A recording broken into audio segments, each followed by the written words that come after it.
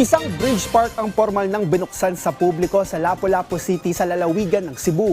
Dahil sa bagong park, inaasahan na mapopromote ang health and wellness lalo na sa mga kabataan. Si Jessie Atienza ng PTV Cebu para sa detalye.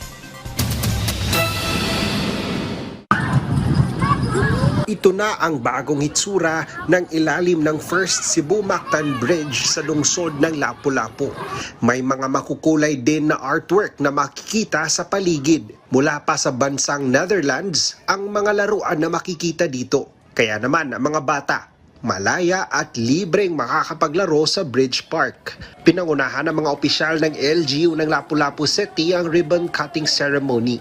Kasama si Department of Budget and Management Secretary Amena Pangandaman. This project, once completed, will become a health, wellness, fitness, and recreation hub for everyone of all ages. The waterfront view and the picturesque landscaping offers a welcoming and relaxing vibes, ideal for exercise activities like jogging, walking, yoga, Zumba, and the likes. Most of our kids now,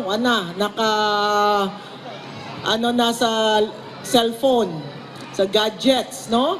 So, bihira sa kanila, ng fresh air, ng, old-time style playing, and nakikisalamuha with the children.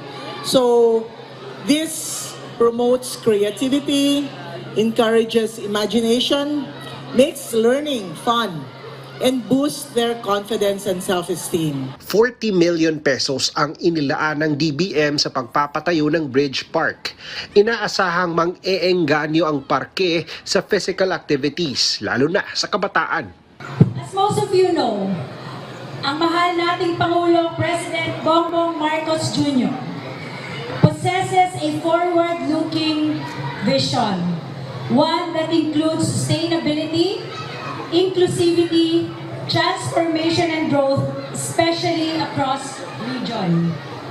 And the construction and improvement of Barangay Paos Park here in Lapu-Lapu City aligns well with our President's vision.